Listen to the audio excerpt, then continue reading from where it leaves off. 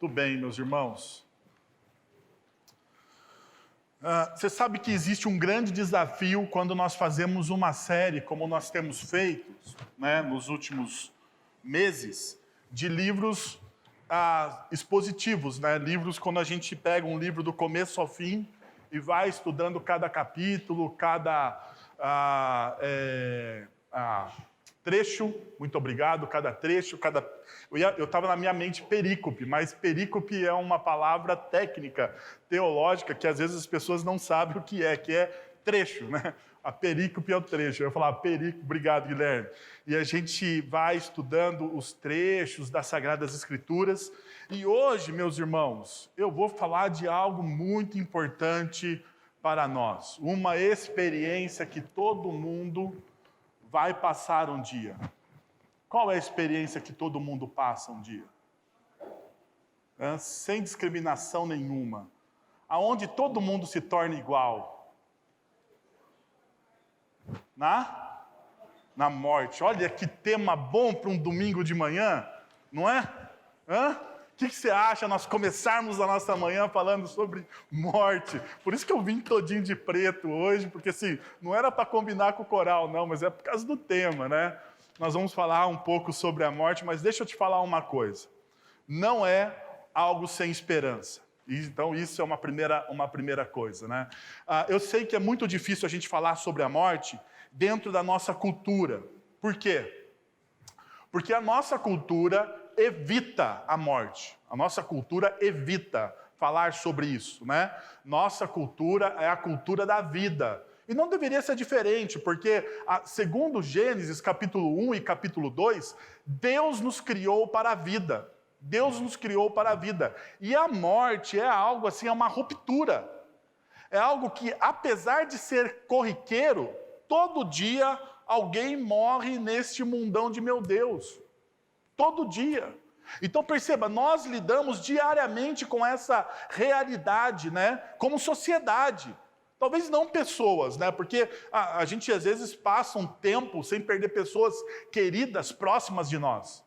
Mas como sociedade, basta você abrir o jornal, a gente vai ter a morte estampada e muitas vezes de forma violenta. Estamos passando por uma guerra. Vejam só, crianças morrendo em uma guerra, desumano, algo terrível.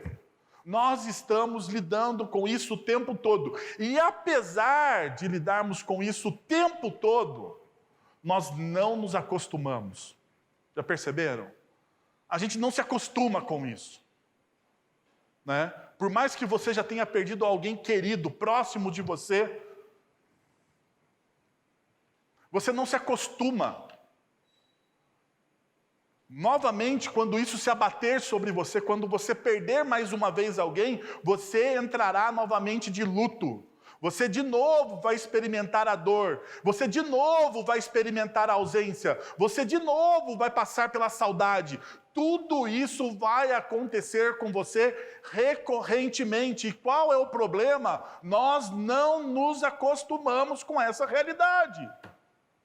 E o porquê nós não nos acostumamos é fato, é bíblico. Nós não acostumamos com essa realidade, porque Deus nos fez, em Gênesis capítulo 1 e capítulo 2, Deus nos fez para a vida. Deus nos fez para que a vida fosse algo perene para o ser humano. Então isso é terrível. E dentre as criaturas, né, as coisas criadas pelo nosso Criador, o ser humano é aquele que mais sofre com a morte, porque nós temos a consciência. Nós sabemos.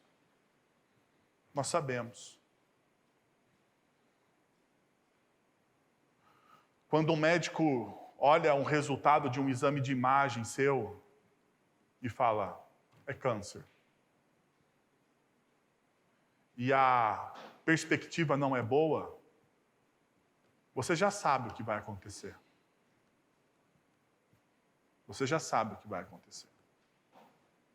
Mas mesmo assim a gente não se acostuma. A coisa não é fácil. Então perceba, deixa eu te dar o nosso tema hoje. A morte é certa, a vida é imprevisível, desfrute dos dons graciosos de Deus. Então é o que a gente vai falar hoje. Primeiro, a morte é certa. Segundo, a vida é imprevisível. Terceiro, Deus nos dá presentes.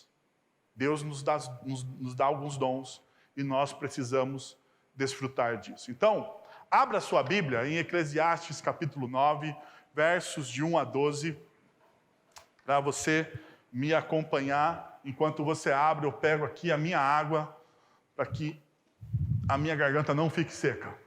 Abra sua Bíblia em Eclesiastes capítulo 9, versos de 1 a 12. E nós vamos por partes, ok? Como a gente tem feito no livro de sabedoria. Por quê? Porque esse texto, Eclesiastes capítulo 9, ele é, como todo livro de Eclesiastes, um texto poético. Então, em um texto poético, hebraico, nós temos vários tipos de paralelismos, né? Paralelismos que contam mesmas realidades de maneira diferente. Então, isso aqui é um paralelismo, né? Paralelismo de antagonismo, né? Coisas que são completamente diferentes, mas são paralelas, né? Aquilo que nós chamamos de paralelismo em X, a verdade oposta, uma mentira. Então, o texto hebraico, a poesia hebraica de sabedoria, de conhecimento, né? Ela é uma poesia que expressa vários tipos de paralelismo. Para sermos mais didáticos, num texto como esse, que tem uma símile, né? Ou seja, ele tem duas ideias negativas, duas exortações negativas e algo positivo, nós vamos começar por aquilo que é negativo, né? Então, os dois primeiros pontos falam sobre essa realidade, a morte e as incertezas da vida. Então, abra aí versículos de 1 a 6. Versículos de 1 a 6. Perceba o que o texto vai dizer, a morte é certa. Refleti nisso, Eclesiastes 9, de 1 a 6, o primeiro ponto. A morte é certa. Refleti nisso tudo e cheguei à conclusão de que os justos e os sábios e aquilo que eles fazem estão nas mãos de Deus. Perceba, ele vai chegar a uma única conclusão sobre a soberania de Deus. Então, durante 3 momentos, o autor de Eclesiastes vai usar a palavra Deus. E uma delas está aqui e evoca uma coisa muito importante dentro da teologia do Antigo Testamento, que é a soberania de Deus. Os justos, os bons e os maus estão nas mãos de Deus. E a ideia aqui de estar nas mãos de Deus é estar nas mãos do governante, que é o juiz e governador de todas as coisas. Então, o Salomão aqui está escrevendo para o seu público dizendo o seguinte: saiba de uma coisa, Deus está no controle de todas as coisas e tudo aquilo que você faz, independente se é justo ou injusto, está sendo julgado e pesado por esse juiz. Então essa é uma realidade que a gente precisa estar atento quando nós estamos lendo o texto de sabedoria, e principalmente Eclesiastes capítulo 9, de 1 a 6. O que os espera, seja amor e ódio, ninguém sabe. E daí, mais uma vez, Salomão começa com as dúvidas dele. Vamos lembrar uma outra realidade. Salomão está escrevendo numa perspectiva daquilo que ele diz, debaixo do sol. Lembram disso? Salomão sempre vai falar dessa frase. No livro de Eclesiastes sempre tem essa frase. Tudo isso é feito debaixo do sol. Tudo isso é feito debaixo do sol. Qual é essa perspectiva de Salomão de tudo é feito debaixo do sol? É uma perspectiva quase que humanista. Quase que humanista. Ele está arriscando Deus, apesar de ele evocar a soberania de Deus, ele está dizendo, olha, eu não tenho certeza de absolutamente nada. Porque o que eu estou falando aqui é o que os meus olhos veem. O que eu estou falando aqui é o que eu consigo perceber. Então perceba, não existe traços da eternidade aqui. Salomão está falando das suas limitações. Então ele está dizendo o seguinte, Deus está julgando todas as coisas. Tudo está nas mãos do Criador. No entanto, eu não consigo saber o que eu vou receber. Eu não consigo saber se eu vou receber amor ou ódio. Eu não consigo saber que se, apesar de eu ser justo, Deus vai me abençoar ou não vai me abençoar. E talvez neste momento, talvez entra um X aqui na nossa cabeça. Vai entrar um X no nosso coração. Por quê? Porque dentro da nossa teologia evangélica, e lembra-se, eu estou falando para vocês domingo após domingo, que Salomão está trabalhando para uma fé madura, ele está trabalhando para pessoas que realmente gostam de pensar a fé e querem crescer na sua santidade e na sua proximidade com Deus. Então você não pode ser um inocente. Você não pode trabalhar a sua fé como uma criança. E o que ele está dizendo aqui? Ele está dizendo que se você for bonzinho, você não vai ganhar, talvez no final do ano, o presente do Papai Noel. Porque muitas vezes nós temos essa teologia meio manca. Se eu for bom, Deus vai me abençoar. Então deixa eu fazer tudo direitinho. Deixa eu fazer tudo certo na minha vida, porque afinal de contas, se eu for bom e íntegro, Deus vai me dar uma vida próspera, uma vida boa, as coisas vão acontecer do meu jeito, porque afinal de contas, eu sou uma pessoa justa e uma pessoa boa. Deixa eu te perguntar uma coisa, eu gostaria que você fosse sincero comigo. Isso é verdade? Isso é verdade? Semana passada nós falamos sobre o sofrimento. Coisas ruins acontecem com pessoas boas? Acontecem. Coisas ruins acontecem com pessoas boas. Coisas ruins acontecem com pessoas boas. Então perceberam? Que na fé não é uma questão de causa e efeito. E é o que Salomão está trabalhando aqui. A fé não é uma questão de causa e efeito. Verso de número 2. Todos partilham o mesmo destino comum. O justo e o ímpio. O bom e o mal. O puro e o impuro. O que oferece sacrifícios e o que o não oferece. Então perceba, ele está trabalhando os paralelismos. Dizendo, olha, bom e mal, ruim e bom, puro e impuro. Aquele que oferece, aquele que não oferece. O que acontece com o homem bom, acontece também com o pecador. O que acontece com quem faz juramentos, acontece também com aquele que teme fazê-los. Todos estão no mesmo barco. É o que Salomão está dizendo aqui. Então veja, uma das grandes questões que nós muitas vezes temos, e a ideia básica aqui nesse texto é o seguinte: Deus governa sobre todas as nossas coisas, nossa vida, e isso está de acordo com Eclesiastes capítulo 3. Todas as coisas estão sujeitas ao tempo de Deus. Nós estudamos isso aqui. Todas as coisas. Deus tem um tempo determinado para todas as coisas que acontecem debaixo do sol. E perceba o que Eclesiastes 3, nós estudamos, o presbítero Sebastião trabalhou esse texto com a gente. Perceba que Eclesiastes capítulo 3 vai dizer o seguinte: existe um tempo determinado para todas as coisas debaixo do sol. Existe tempo para quê? Tempo para costurar e tempo para rasgar. Existe tempo para amar e tempo para odiar. Existe tempo para abraçar e tempo para deixar de abraçar. Existe tempo para juntar e tempo para esparramar. Existe tempo para todas as experiências debaixo do sol.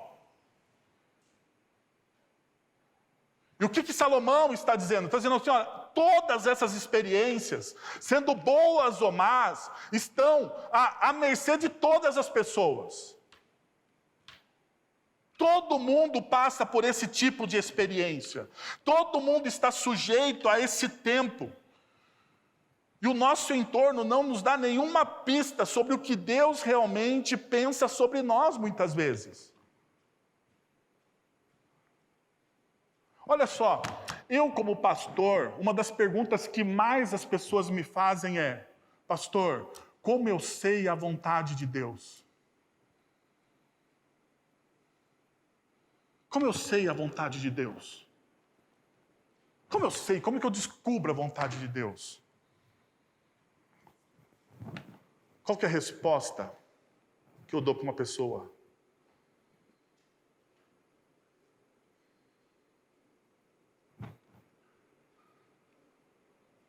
Eu vou falar para vocês 2 tipos de resposta que eu posso dar para uma pessoa. Primeira resposta, a resposta pragmática. Pragmática. Meu irmão, você não lê a Bíblia? Ou seja, eu respondo com uma outra pergunta, né? Eu respondo a pessoa, eu ponho a pessoa em um X, né? Eu respondo a pessoa como, mas meu irmão, você não lê a Bíblia? Lá está a vontade de Deus. Ou seja, eu não dei resposta nenhuma. Perceberam? E eu vou dizer para você, muitos pastores, presbíteros e líderes de igrejas fazem isso, porque a gente não tem. E aqui está a resposta profunda. Aqui não está a resposta pragmática. Muitas vezes a gente não tem a resposta. Porque a gente descobre a vontade de Deus na caminhada. Deixa eu te dar um exemplo bíblico sobre isso. Jó. Quem aqui já leu o livro de Jó? E se você não leu, leia o livro de Jó. Jó, ele se torna um refém da vontade de Deus. Jó se torna um refém da vontade de Deus. A pergunta é, Jó sabe disso? Jó está o tempo todo no livro discutindo com seus amigos, uns amigos da onça, né? Tem uns amigos que não servem para absolutamente nada. E os amigos de Jó são exatamente esse tipo de amigo, que ficam ali acusando Jó. Mas veja só uma coisa. Enquanto Jó está conversando com seus amigos, enquanto Jó está questionando o seu fracasso, a sua dor, porque vamos lembrar, Jó ele perde absolutamente tudo, tudo. Tudo Jó perdeu. Jó perdeu os filhos, Jó perdeu o dinheiro, Jó não perdeu a esposa, mas a esposa o rejeitou. Ou seja, Jó perde absolutamente tudo. Jó perde a saúde. E a única coisa que fica com Jó são maus amigos. Ou seja, ele não tem nada. Ele não tem absolutamente nada. E o tempo todo ele está questionando, Deus, o que está acontecendo? O que está acontecendo? Como eu posso responder ao que está acontecendo comigo? O tempo todo ele está fazendo isso. No final do livro, Deus vai falar com Jó. Deixa eu te perguntar. Jó responde? Deus responde. Deus chega para Jó e fala assim, Jó, tudo que aconteceu com você foi um grande plano da redenção. Jó, tudo que aconteceu com você foi porque você não conhecia direito o meu coração, você não conhecia aquilo que estava na minha intimidade, então eu quis revelar para você tudo. Deus fala assim? O que Deus fala? Deus fala assim, Jó, deixa eu te fazer uma pergunta e você me responde. Aonde você estava quando eu criei os luminares? Me responda isso, Jó. Aonde você estava quando eu fiz com que as coisas viessem a existir? Aonde você estava, Jó? Foi você, Jó, que me deu o conselho sobre como eu deveria fazer as coisas?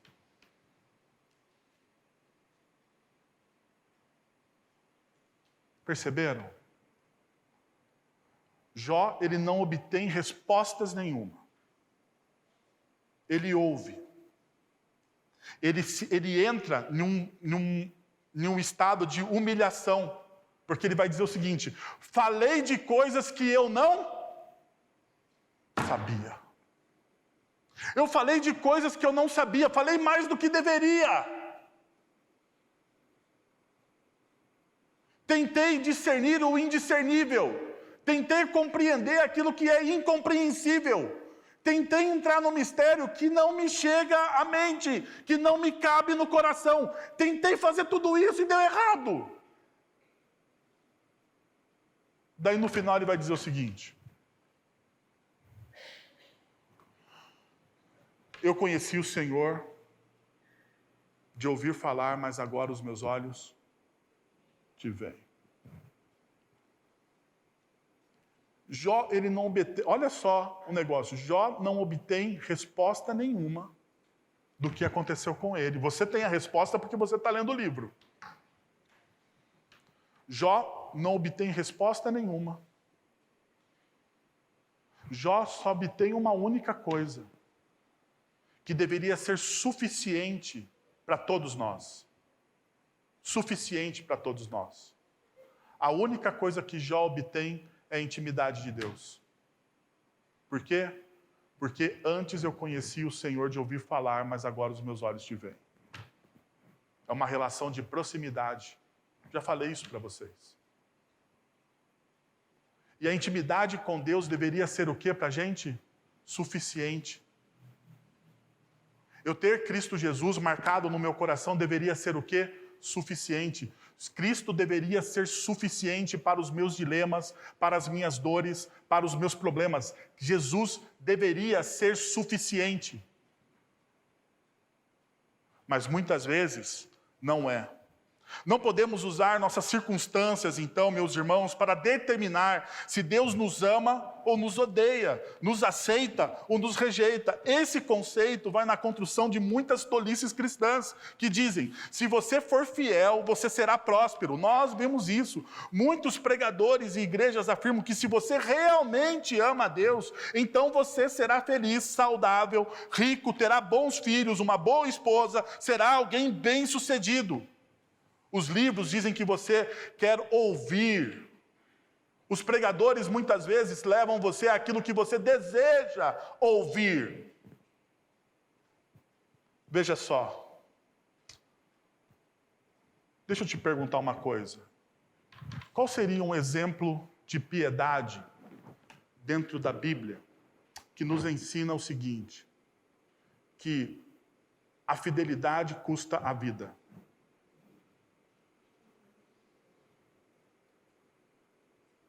João Batista. João Batista foi alguém fiel a Deus? Sim ou não? João Batista foi alguém fiel a Deus. Ele tinha um chamado, ele cumpriu o seu chamado? Cumpriu. Agora deixa eu te perguntar uma coisa, João Batista foi alguém próspero?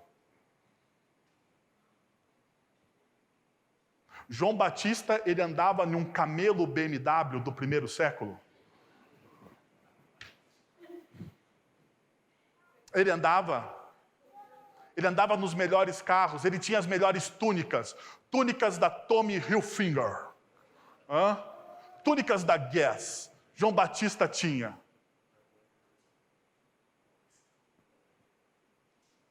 João Batista, o que ele tinha? Ele tinha, a única coisa que ele tinha, e é muito estranho, era a dieta dele. Ele era meio vegano, ele comia gafanhoto, a mel silvestre e algumas coisas lá, Era meio estranho.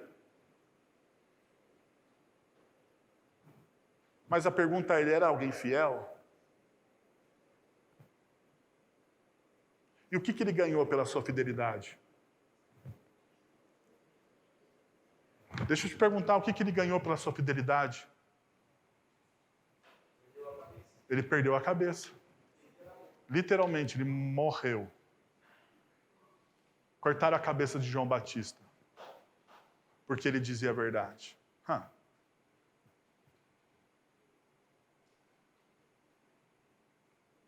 Não é esse tipo de evangelho que a gente vê pregado nas nossas igrejas. Perceba a realidade. Então veja só o que o texto está nos dizendo, versículos de número 2. Todos trabalham e partilham do mesmo destino. Todos, absolutamente todos, estão partilhando do mesmo destino. Os justos e os não justos, os ímpios e os não ímpios. Agora veja, o que acontece com todo homem bom acontece com todo pecador. Salomão dá uma ênfase usando 6 tipos de contrastes aqui. Ele está usando 6 formas. A morte vem para todos. Esta afirmação é significativa, vinda de um israelita como Salomão, pois está dizendo basicamente que ser um israelita obediente realmente não significa nada no final. Não adianta você ser um religioso, não adianta você sacrificar ou você vir domingo à igreja, se o seu coração não está ali, se o seu coração não faz parte daquilo, se você faz isso, se você canta no coral, se você serve aos pobres, se você faz boas ações, simplesmente para aplacar a sua consciência dos seus pecados, o que você faz não significa absolutamente nada. E é o que Salomão está trabalhando aqui, ele está dizendo, olha, não adianta. Mais uma vez, Salomão está colocando em xeque a espiritualidade rasa de causa e efeito. Salomão deseja que os seus leitores ganhem um sentido muito mais amplo das realidades da vida e da espiritualidade. Sem nenhuma promessa de bem-estar, sem nenhuma condição para amar a Deus. Veja, essa situação prova que as circunstâncias da vida não têm nenhuma pista sobre como Deus realmente pensa de nós. Afinal, as coisas que deveriam ser mais importantes para Ele, sacrifício, juramentos, viver de forma plena a lei, parecem, nesse texto que Salomão está escrevendo aqui, algo secundário. Algo secundário. Independentemente de quão morais e religiosos são esses princípios, ou quão bons eles são, Salomão está dizendo aqui, isso não significa nada. Por quê? Porque muitas vezes nós usamos as formas, mas não usamos o coração. Nós podemos usar as formas, mas o nosso coração às vezes não está lá. Já perceberam que muitas vezes nós fazemos isso? Quando nós fazemos isso? Quando de maneira hipócrita, nós levantamos as nossas mãos em adoração, mas o nosso coração não está lá. O nosso coração não está lá. O nosso coração está em outro lugar. Em outro lugar.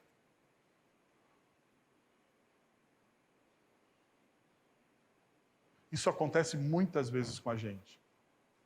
Deixa eu te perguntar uma coisa. Você já passou por a experiência de você estar no emprego, mas desejar estar em outro lugar? Em uma outra empresa? Em um outro lugar? Você está trabalhando naquele lugar, você está fazendo o que você tem que fazer. Eu poderia dar vários exemplos sobre isso, mas eu vou usar o emprego que talvez seja o mais leve, né? Eu não cumprimento o coração de ninguém aqui. Mas deixa eu te falar, eu poderia dar outros exemplos, eu vou dar esse. Você está em uma empresa trabalhando, feliz da vida, não feliz, né? Porque você está triste. Está triste ali, fazendo as suas coisas, e você fica pensando em outro lugar. Em outro lugar. Qual é o seu nível de satisfação com isso? Qual é o seu nível de satisfação? 0. Agora pergunta, você consegue fazer isso aqui direito? Você faz bem? Com paixão? Com amor? Com dedicação? Deixa eu te perguntar uma coisa, você já foi em reunião de pais e mestres do seu filho? E desejava estar em outro lugar? Então deixa eu te contar um pecado, para você não me julgar, eu já fiz isso. Eu não queria estar lá, a professora falando do Arthur, falando bababá, bababá, eu ouvia bababá, bababá, bababá, bababá, eu queria estar em outro lugar. Talvez você esteja passando por isso hoje, nesta manhã. Não é verdade? Você queria estar em outro lugar. Você queria estar em outro lugar, no outro momento da sua vida. Você queria talvez estar jogando um videogame, já na frente da churrasqueira, preparando o almoço, mas você não queria estar aqui. E a única coisa que você ouve é bababá, bababá, bababá, bababá. E você ora, tomara que ele termine antes da 11h30. Que eu sei que a oração de muitos aqui é essa, que tomara que o Wellington termine antes das 11h30. Sinto muito, mas eu não vou terminar.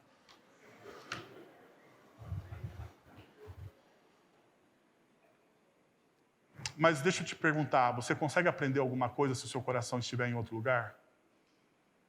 De maneira nenhuma. É o que Salomão está nos ensinando aqui. É essa a realidade que Salomão está trazendo para a gente. Salomão está olhando para a sociedade dele, para as pessoas que vão ao templo, que dizem que amam a Deus, que buscam uma espiritualidade, mas que na verdade é tudo vazio.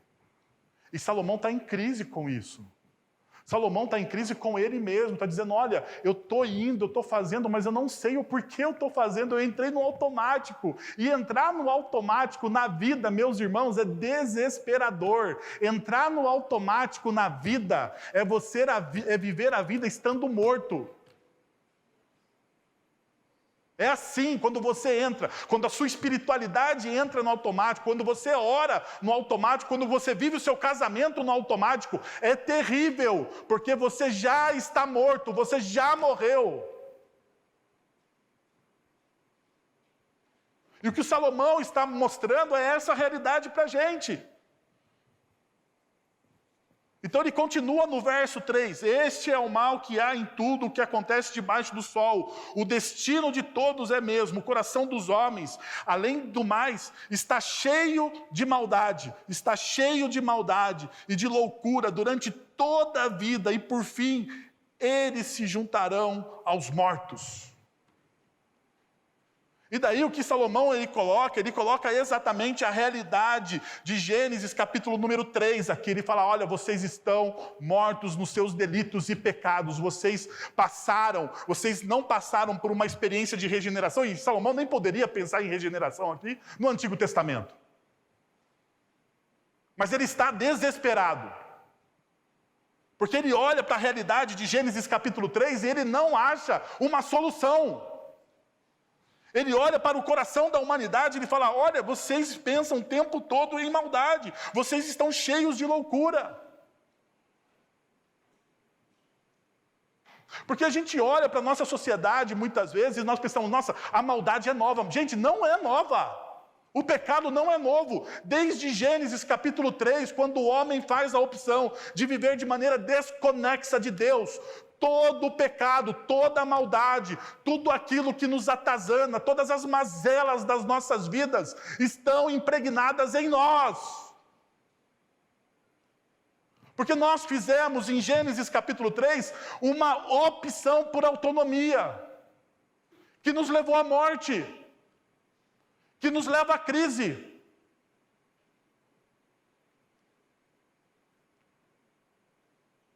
Eu não sei se vocês já pararam para pensar, mas muitas vezes, quando nós fazemos algumas opções distantes da palavra de Deus, a nossa vida vai de mal a pior. O salmista vai dizer o seguinte, que abismo chama abismo. É você tomar decisões distantes da palavra de Deus. Você vai tomando decisões, mas você vai cada vez mais se afundando. Muitas vezes você não consegue sair daquilo. Você não consegue mais sair. E você acha que sempre existe uma luz no fim do túnel. Sempre existe uma solução mágica. E você não encontra essa solução mágica. Você tenta mais um plano. Você tenta mais uma coisa. Você tenta mais uma coisa. E as coisas não se desenrolam. Por quê? Deixa eu te falar. Porque o seu coração está cheio de maldade. E isso te leva à morte, como diz o texto. A tirania da morte nos mostra que há uma maldição no mundo e que algo deu terrivelmente errado. Eclesiastes 9:3 chama a universalidade da morte e do mal como a maior coisa, como a pior coisa que aconteceu na história da humanidade. Nós fomos feitos para viver Gênesis capítulo 1 e capítulo 2, todos nós fomos feitos para desfrutar uma vida plena e nós sentimos falta disso. Por isso, por causa de Gênesis 3, nós morremos. Salomão acrescenta a razão pela qual todos morremos. Os filhos de Adão e Eva estão cheios de maldade e vão para os mortos. Não existe solução, não existe. Nós herdamos a corrupção do pecado, da morte, como dos nossos primeiros pais. Abra sua Bíblia em Romanos, capítulo de número 5, versos de 12 a 19. Diz o seguinte: portanto, da mesma forma, como o pecado entrou no mundo por um homem, e pelo pecado a morte, assim também pelo pecado a morte, assim também a morte veio a todos os homens, porque todos pecaram, pois antes de ser dada a lei, o pecado estava no mundo. Mas o pecado não é levado em conta quando não existe lei. Todavia, a morte reinou desde o tempo de Adão até o de Moisés, mesmo sobre aqueles que não cometeram pecado semelhante à transgressão de Adão, o qual era um tipo daquele que havia de vir. Entretanto, não há comparação entre a dádiva e a transgressão. Pois, se muitos morreram por causa da transgressão de um só homem, muito mais pela graça de Deus, isso é, a dádiva pela graça de um só homem, Jesus Cristo, transbordou para muitos. Não se pode comparar a dádiva de Deus com a consequência do pecado de um só homem, porque o pecado veio, porque um pecado veio, o julgamento que trouxe condenação, mas a dádiva decorreu de muitas transgressões e trouxe justificação. Se pela transgressão de um só, a morte reinou por meio dele, muito mais aqueles que recebem de Deus a imensa provisão da graça e da dádiva da justiça, e a dádiva da justiça reinarão na vida por meio de um único homem, Jesus Cristo. Consequentemente, assim como uma só transgressão resultou na condenação de todos os homens, assim também um só ato de justiça resultou na justificação que traz vida a todos os homens. Logo, assim como por meio da desobediência de um só homem, muitos foram feitos pecadores, assim também, por meio da obediência de um único homem, muitos serão feitos o quê? Justos. Qual que é a forma da gente vencer essa maldade? Somente por meio de Cristo Jesus. Somente por meio de Cristo Jesus. O verso 4 continua dizendo: quem está entre os vivos tem esperança. Até um cachorro vivo é melhor do que um cão morto. E você deve lembrar uma coisa aqui, que os cães antigamente eram animais impuros. Eles eram animais, não são os pets bonitinhos que vocês têm hoje aí, não. Tá? O seu pet bonitinho em casa, fofinho, antigamente ele comia carne podre, carne de cadáver, né? Eles eram os limpa-restos da humanidade. Então, por isso que Salomão está dizendo o seguinte aqui: melhor é um cão vivo do que um leão morto, porque o leão é um animal nobre. E o que Salomão está dizendo? Olha, é preferível que você seja, às vezes, ter vida do que você estar morto e não ter esperança nenhuma. Veja o que ele está dizendo, versículo 5. Pois os vivos sabem que morrerão, mas os mortos nada sabem. Para eles não haverá mais recompensa. Não há, e já não se tem lembrança deles. Para eles, o amor, o ódio, a inveja, há muito desapareceram. Perceba, versículo de número 6. Para eles, o amor, o ódio e a inveja. Os sentimentos mais fortes da humanidade, né? Amor, ódio e inveja. É assim que a humanidade caminha. Salomão está dizendo, olha, é assim que a humanidade caminha. Amor, ódio e inveja. Se você morreu, você não tem mais nada disso. Nunca mais terão parte em nada do que acontece debaixo do sol. A vida é um pouco mais vantajosa do que a morte. Apesar da falta de sentido, a vida neste mundo amaldiçoado, a razão para a menor vantagem é que aqueles que ainda estão vivos têm esperança, porque o cão vivo é melhor que o leão morto. Pessoas modernas muitas vezes não entendem essa realidade. Por quê? Porque nós achamos que é o petzinho que Salomão está falando, mas não é. Os cães são animais fofos dentro da nossa realidade. Aqui é homenagem ao Guilherme, que gosta da fofura dos cães. Né? As casas, antigamente, esses animais eles eram necrófagos, ou seja, comiam os mortos, como abutres ou ratos na nossa sociedade. Os cães se banqueteiam com a carne morta, como quando os cães lambiam o sangue de Acabe ou comiam o cadáver da rainha Jezebel, 1 Reis capítulo 22 e 2 Reis capítulo de número 9. Você vê essas duas realidades. Veja, os leões, por outro lado, são poderosos e imponentes. O ponto do autor aqui é o mesmo. O ponto do autor aqui é o mesmo, como se um canalha nojento fosse seria melhor você ser um canalha nojento do que alguém virtuoso, mas morto. Por quê? É estranho isso. Por que Salomão diz, é melhor você ser um canalha nojento do que um virtuoso morto? Por causa da esperança. O virtuoso morto não tem para onde caminhar. Mas o canalha, ainda vivo, pode ser transformado. Todas as suas emoções, tanto positivas quanto negativas, se foram. E eles não têm mais nenhuma porção de nada que lhe seja atribuído. É isso que Salomão está nos dizendo. E ele termina. Muitos pensam na morte, mas vivem como se fossem um suspiro infinito, como se tivessem um suprimento infinito de vidas. Vocês já pararam para pensar nisso, nessa realidade? A gente fala de morte, mas a gente acha que não vai morrer. A gente acha que não vai morrer.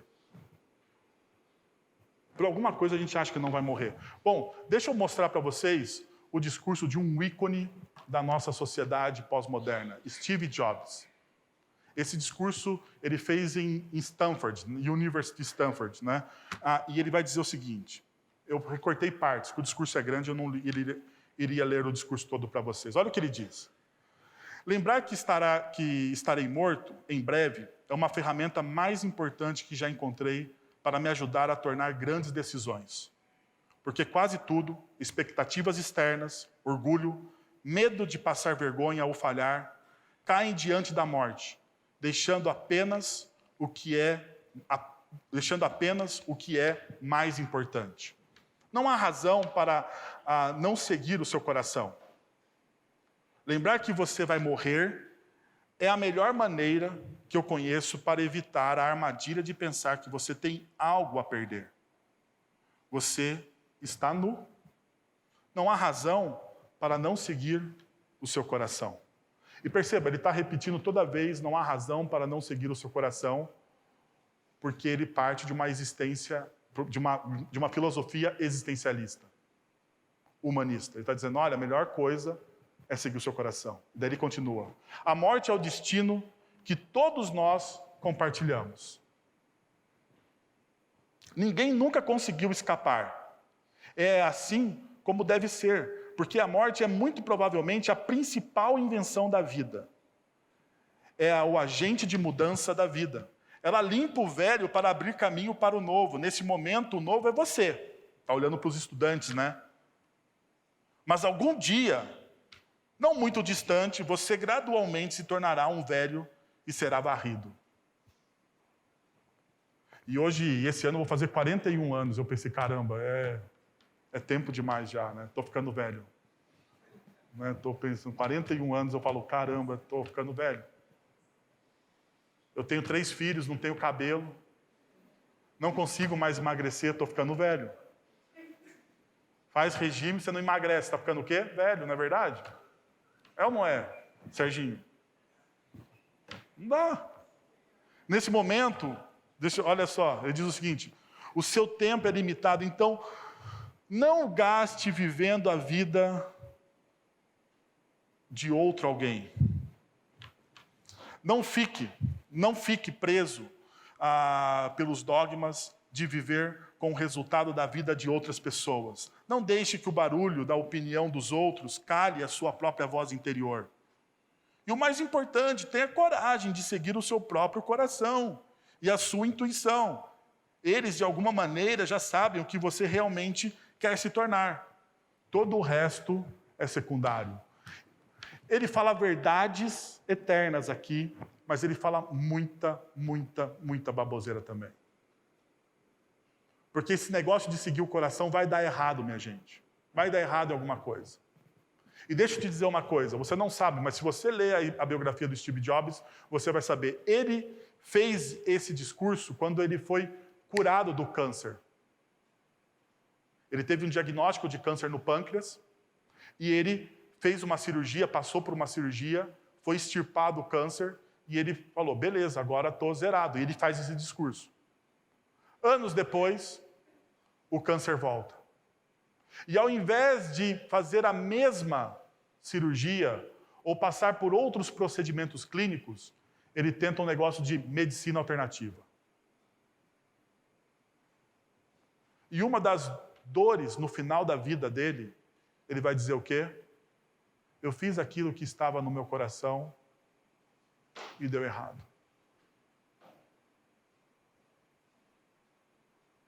É assim. Agora deixa eu fazer uma outra coisa. Eu peguei o discurso do Steve Jobs e dei uma remodelada diante de Eclesiastes capítulo 9, de 1 a 6. Diz o seguinte, olha só. Lembrar que estarei morto em breve é uma ferramenta mais importante que já encontrei para me ajudar a tornar grandes decisões. Porque quase tudo, isso é verdade, isso que ele está dizendo é verdade. Se eu sei que eu vou morrer, eu vou remir o tempo. Eu não vou desperdiçar o tempo, porque o tempo não é infinito.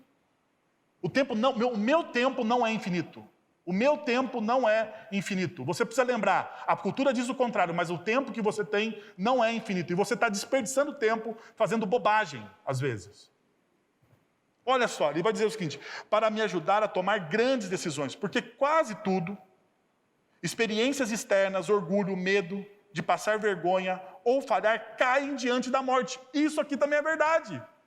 Quando você sabe que o tempo é curto, você não tem vergonha de fazer aquilo que precisa ser o quê? Feito. Mas a gente acha que vai ter tempo. Perceba, você muitas vezes não perdoa uma pessoa porque você acha que você vai ter o quê? Tempo. Eu vou ter tempo de sobra para perdoar, eu vou ter tempo de sobra para amar, eu vou ter tempo de sobra para ouvir o meu filho, eu vou ter tempo de sobra para viajar com a minha esposa. A gente acha que vai ter tempo e acaba não fazendo. Isso é uma verdade. E daí veja só o que ele continua dizendo. Então cai em tudo. Mas olha só, não há razão então, ao invés de você seguir o seu coração, não há razão para você não seguir a Jesus. Se tudo aquilo que Jesus Cristo diz para a gente nas Sagradas Escrituras é verdade, e você muitas vezes tem medo de fazer aquilo que ele diz, por conveniência social, deixa eu te dizer uma coisa, não há tempo para você brincar com isso. Não há tempo. Não é por vergonha. Faça, porque não há tempo. E daí, continuamos lendo. Lembrar que você vai morrer é a melhor maneira que eu conheço de evitar a armadilha de pensar que você tem algo a perder. Você já está nu, é verdade. É verdade. Então, não há razão para você não seguir a Jesus. Não há razão nenhuma para isso. A morte é o destino de todos nós, compartilhamos. Ninguém nunca conseguiu escapar da morte. Isso é mentira. Jesus escapou da morte. Jesus, ele venceu a morte. E por ele nós também vencemos. Assim é como deve ser. Porque Jesus, ele vence a morte. Porque a morte, ela é sim uma invenção que Jesus fez e que Deus nos deu para trazer juízo à nossa mente. Porque quando nós pecamos em Gênesis capítulo 3, certamente vocês morrerão. É o agente de mudança da vida. Ela limpa aquilo que fica velho e abre caminho para o novo. Neste momento, o novo é você. Mas algum dia, não muito distante, você gradualmente se tornará o velho. E talvez você se encontre com a morte, se você não tiver Cristo. O seu tempo é limitado, então gaste vivendo a sua vida como Jesus viveu a dele. Não fique preso pelos dogmas de que é viver com os resultados da vida das outras pessoas. Não faça isso. Não deixe que o barulho das opiniões calem a voz de Jesus no seu coração. Não importa. Tenha coragem de seguir a Jesus. Deixa eu te falar uma coisa. Todo o resto da sua vida é secundário. Todo o resto da sua vida é secundário. Veja, uma segunda verdade que Salomão vai dizer. A vida é imprevisível. Abra aí em Eclesiastes 9, 11 e 12. Percebi ainda outra coisa debaixo do sol. Os velozes nem sempre vencem a corrida, os fortes nem sempre triunfam na guerra, os sábios nem sempre têm comida, os prudentes nem sempre são ricos, os instruídos nem sempre têm prestígio, pois o tempo e o cansaço afetam a todos. Veja, a vida é imprevisível, é o que Salomão está dizendo, não adianta você ser o melhor, porque a vida é imprevisível. E ele usa alguns exemplos, né? E deixa eu te lembrar alguma coisa. Nós tivemos, há um tempo atrás, a Olimpíadas de Tóquio, né? Tivemos a Olimpíadas, aí, no meio da pandemia, tivemos a Olimpíadas. Né? E nós tínhamos pessoas que esperariam, que receberiam medalhas. Por exemplo, lá o Novak Djokovic, né? O tenista. Ele perdeu. Ele é o melhor do mundo, mas ele perdeu. Nem sempre o vitorioso, nem sempre o melhor ganha. Daí nós tínhamos brasileiros, né? O Gabriel Medina, o melhor surfista do mundo, é brasileiro. E ele fez o quê na Olimpíadas? Perdeu. Por quê? Porque nem sempre o melhor vence. E o nosso vôlei? O vôlei brasileiro? O melhor do mundo até então. E o que aconteceu? Perdeu. Nem sempre o melhor vence. Salomão está dizendo isso. A vida, ela é imprevisível. Nem sempre os fortes vencem. Golias não venceu Davi. Nem sempre os fortes vencem. Então, o que Salomão está mostrando? Está mostrando que a vida, ela passa por essa imprevisibilidade. E a gente precisa abraçar isso. O pregador responde no fim do verso 11. Tudo depende do tempo e do acaso. O tempo. O problema é o tempo e o acaso. Literalmente, ele diz que o problema é as circunstâncias, é o incidente, é a oportunidade. Veja, hoje diríamos que um acidente ou um incidente pode acontecer. Já vimos que não podemos controlar os tempos. Há tempo para nascer e tempo para morrer. A vida, ela é imprevisível. Você faz previsão e falha. Nós não temos esse controle. O problema é que nós queremos ter o controle. E Salomão está dizendo o seguinte para você: você não tem o controle. Você não tem o controle. A vida, ela passa por essa imprevisibilidade. O que então nós precisamos fazer, meus irmãos e minhas irmãs? A morte é certa e a vida é imprevisível. Você não tem controle sobre ela. O que você faz? Miolo do texto. Versos de 7 a 10. Abra aí para você acompanhar comigo. Portanto, vá, coma com prazer a sua comida e beba o seu vinho de coração alegre, pois Deus já se agradou do que você fez. E deixa eu só dizer uma coisa aqui. A palavra vinho aqui, no hebraico, significa o quê? Vinho, tá bom? Então, só para você saber, tá? Para não ter dúvidas aqui, eu fui lá no hebraico e não era um problema do tradutor, não. Ele pôs vinho. Então, beijo só. Coma o seu pão, beba o seu vinho, e coma o seu pão e beba o seu vinho, porque Deus se agrada de você. Esteja sempre vestido de roupas festivas e unja sempre a sua cabeça com óleo. Aí na sua tradução deve ter roupas brancas, porque roupas brancas eram as roupas festivas do povo de Israel. Desfrute a vida com a mulher com que você ama, todos os dias dessa vida sem sentido que Deus dá a você debaixo do sol. Todos os seus dias sem sentido, pois essa é a sua recompensa na vida pelo seu árduo trabalho debaixo do sol. O que as suas mãos tiverem de fazer, que o façam com toda a sua força, pois na sepultura, para onde você vai, não há atividade, nem planejamento, não há conhecimento e nem o quê? Sabedoria. Deixa eu te pensar, eu vou te passar 5 imperativos que Salomão usa aqui, que vai transformar a sua vida. E pensa só, não são 5 passos para a felicidade, tá? Você lembra que eu não sou um pastor coach, né? Então, pelo amor de Deus, eu estou respeitando o texto. Salomão dá 5 imperativos aqui.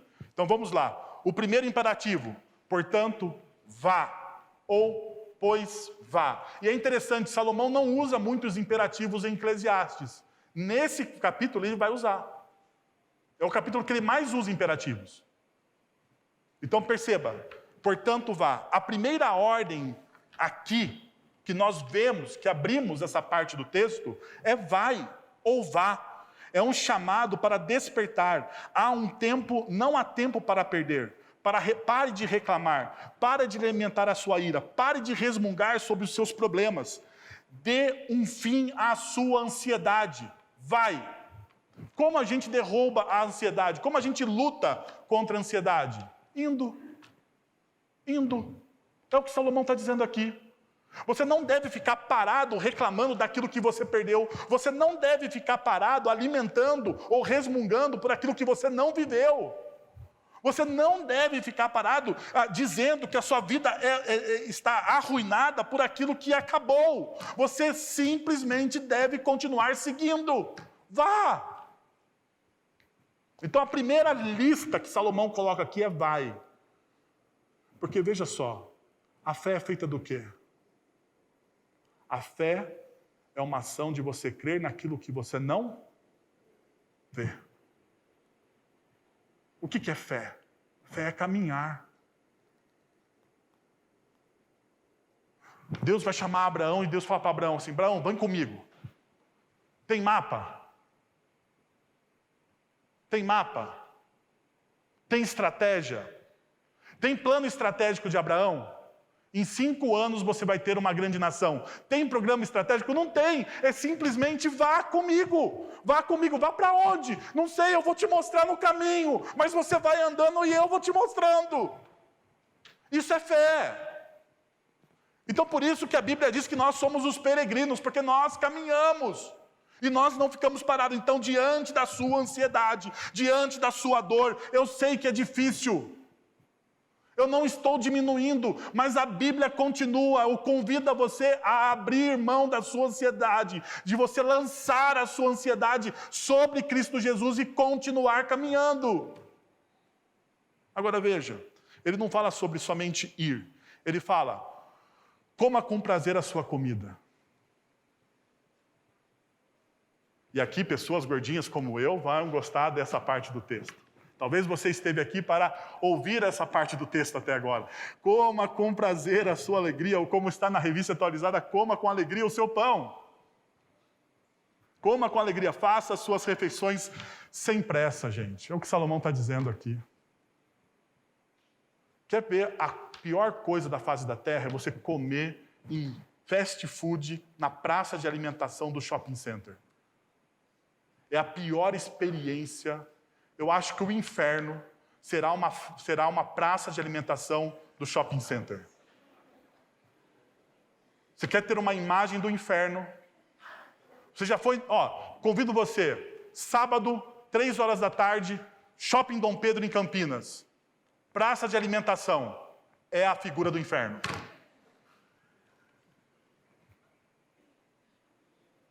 É terrível. E ela é embaixo, né? Então é mais ainda parecido com o inferno. Porque ela é para baixo. Você senta lá no negócio. Deus nos fez de tal modo que não apenas precisamos de comida para viver, mas também podemos nos alegrar por ela. Comer com alegria o teu pão, aprecie suas refeições como uma boa comida e veja as refeições como uma chance de fazer comunhão com os seus irmãos, com as pessoas com que você ama. A comida é um presente maravilhoso de Deus, destinado a nos trazer nutrição, mas também prazer, sabor, variedades, oportunidades e, pasmem, adoração, porque diante da nossa refeição nós adoramos ao Senhor. Então você come com o quê? Com alegria aquilo que você tem. Depois, o outro imperativo. Beba o seu vinho de coração alegre. E talvez você veio aqui para ouvir isso, né? Beba gostosamente o teu vinho. Eu prefiro, vou dizer para vocês, eu prefiro a tradução, Fábio, eu prefiro a tradução da Revista Atualizada. Porque ele diz o seguinte, beba gostosamente. Você sabe o que significa a palavra gostosamente? Gostosamente. Imagina um negócio sensacional. É exatamente isso. O teu vinho. Olha o que ele diz.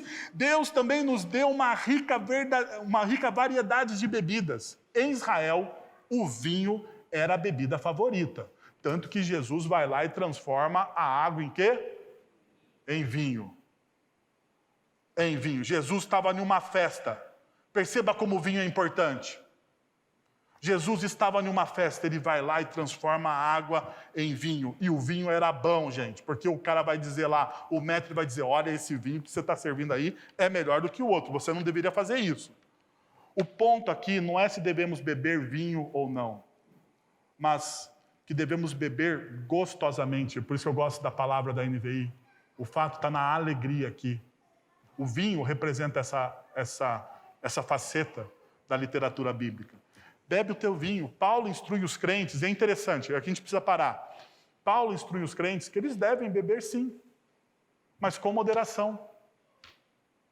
Com moderação. Então deixa eu te dizer uma coisa. Nós podemos beber? Com certeza. Com certeza. Se alegrar, mais ainda, mas com moderação. Sem fazer com que ninguém tropece, porque está lá em Romanos capítulo 14, versos de 1 a 21, toda a instrução. Se você quer saber como você deve beber um vinho à luz do Novo Testamento, só lê Romanos capítulo 14, de 1 a 21. Ou você vai na aula do presbítero Fábio, e ele vai ter o prazer de te ensinar a como beber vinho segundo Romanos. E o texto diz o seguinte, que nós devemos então nos alegrar, perceber que Deus faz isso para a nossa alegria. Agora veja, o outro imperativo. Desfrute a vida com a mulher a quem você ama. Ou, como eu prefiro a Revista Atualizada também, Fábio. Goza a vida com a mulher com quem você ama. Amar sua esposa, seja ela a sua melhor amiga, desfrute dela ou dele, né? Porque aqui Salomão está falando da mulher, mas você pode aplicar a ambos os sexos. Você deve desfrutar como casal física, emocional e espiritualmente da pessoa. Físico, emocional e espiritual. Este não é apenas um conselho prático para um bom casamento e uma vida feliz, mas também um mandamento de Deus. Gente, isso é um mandamento de Deus. Leia o que Paulo escreve para a igreja de Corinto, em 1 Coríntios, capítulo 5, versos de 3 a 5. E depois, lembre-se, a gente vai ler 1 Coríntios, capítulo 7, de 3 a 5. Abre a sua Bíblia aí em 1 Coríntios, capítulo 7, de 3 a 5, para você depois lembrar disso, né, com a sua esposa, fazer uma devocional e entender o que está dizendo aqui. Mas eu queria advertir você, como Tiago diz em Tiago, capítulo 1, 22, que toda a fé ela deve ser prática, não só de você ouvir. Olha o que o texto diz em 1 Coríntios, diz o seguinte, o marido deve cumprir os seus deveres conjugais com a sua mulher, e da mesma forma a mulher para com o seu marido. A mulher não tem, perceba, a mulher não tem autoridade sobre o seu próprio corpo, mas sim o marido. Da mesma forma o marido não tem autoridade sobre o seu próprio corpo, mas sim a mulher. Não se recusem um ao outro, exceto por mútuo consentimento e durante certo tempo, para se dedicarem à oração. Depois, unam-se de novo, para que Satanás não os tente por não terem domínio próprio. Enquanto os maridos leem esses versículos, eu acho, né? Eles estão pensando consigo mesmos. Vamos começar a fazer devocionais em casa essa semana. Mas deixa eu te dizer uma coisa. Você precisa usar esse texto à luz de Efésios capítulo 5, de 23 a 33. Um bom casamento se dá em 3 esferas. Em 3 esferas. Na esfera física, na esfera emocional e na esfera espiritual. Se uma dessas 3 pernas estiver quebrada, você não tem um bom casamento. Isso é sério, gente. Isso é sério. Se você deseja viver um casamento para a glória de Deus, o seu casamento precisa estar bem na área da sexualidade, o seu casamento precisa estar bem na área da espiritualidade e o seu casamento precisa estar sadio emocionalmente. Se isso não for uma realidade para você, você está abrindo brecha para o pecado e para a destruição da sua família. E eu, como pastor, gostaria de te dar um conselho. Se você está em dificuldade, procure ajuda. Procure ajuda. Porque isso é um imperativo. Salomão e Paulo não estão brincando aqui. Salomão e Paulo não estão brincando. É um imperativo isso aqui. Desfrute a vida com a mulher que você ama.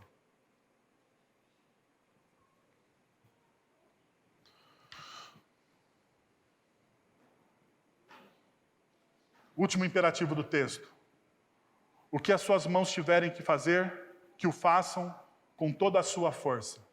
O que as suas mãos tiverem que fazer, que o façam com toda a sua força. Refere-se à oportunidade. Se tiver a oportunidade de fazer alguma coisa, faça agora. Porque não se sabe o que o futuro te trará.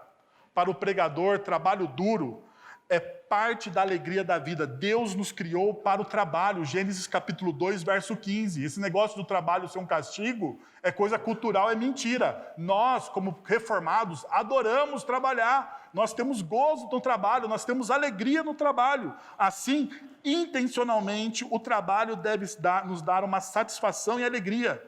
Diante da certeza da nossa morte, portanto, o nosso trabalho se torna como um testemunho do legado daquilo que Deus está fazendo nas nossas vidas. O nosso trabalho, a forma com que nós aproveitamos as oportunidades que Deus nos dá, é um legado para as nossas vidas, para a vida dos nossos filhos. Se tem uma coisa que meu pai me deu em toda a sua vida, como legado, foi o amor ao trabalho.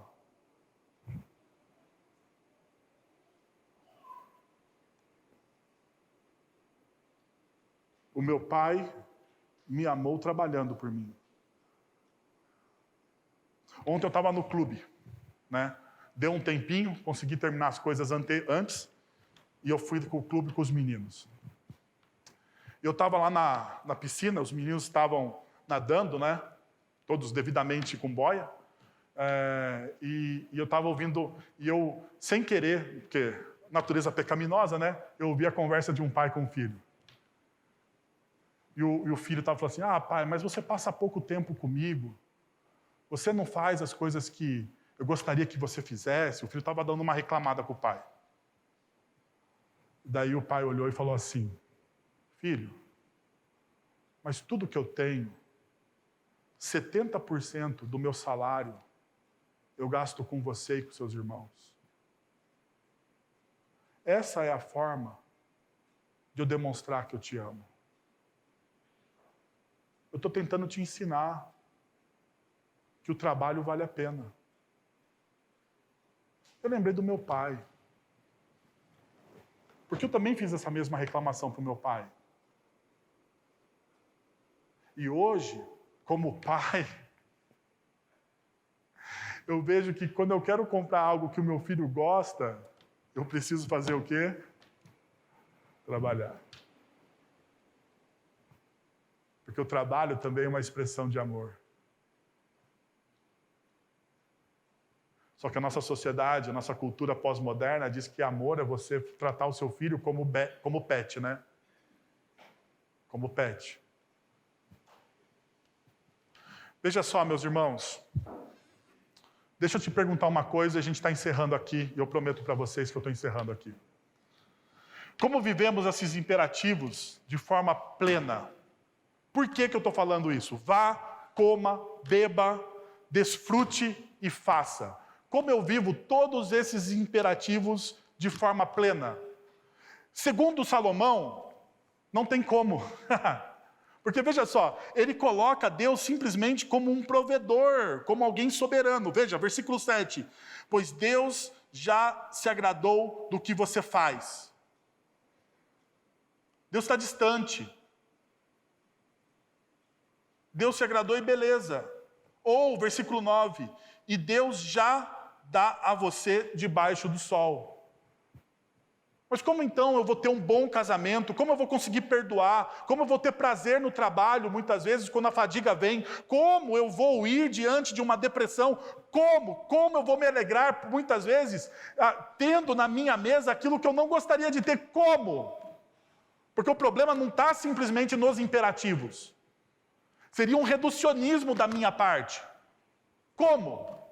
A única forma é Romanos capítulo 8, verso 29 e 30, que diz o seguinte: Deus em Cristo, como agente transformador, trabalha nas nossas vidas da seguinte forma: pois aqueles que de antemão conheceu, também os predestinou para serem conforme a imagem do seu Filho. Para quê? Pois aqueles que antemão conheceu, também os predestinou para serem conforme a imagem do seu Filho. A partir do momento que eu reconheço o que Jesus fez por mim na cruz do Calvário, que eu me dobro e que eu sei que Deus é o Senhor da minha vida através da pessoa, e exclusivamente através da pessoa de Jesus, segundo Romanos, Deus está me fazendo a imagem de quem? A imagem de Cristo. E Cristo viveu de maneira plena a vida dele. Cristo viveu a vida dele de maneira plena. Tira a imagem de que Jesus é um cara chato, um hippie vegano do século I. Jesus foi uma pessoa extraordinária. Extraordinária. Nós falamos aqui do milagre da bodas de Caná. Jesus multiplicou o vinho num casamento. Jesus comeu churrasco de peixe com seus discípulos à beira do rio. Jesus deu risada e conversou com os seus amigos. Jesus, ele fez amigos, ele foi amado.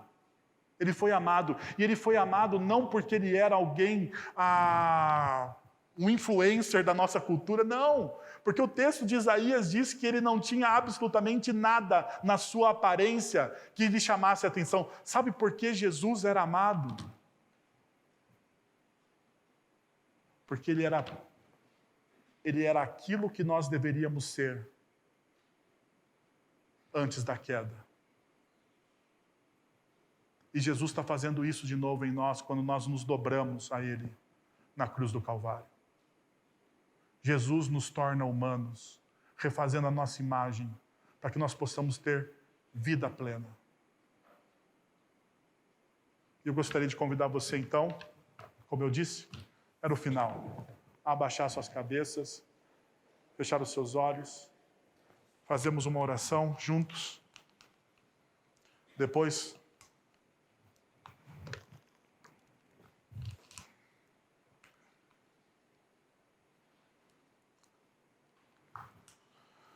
Pai, nós queremos te agradecer por essa oportunidade de refletirmos na sua palavra, de encontrarmos, ó Deus, essa palavra que vem e transforma as nossas vidas.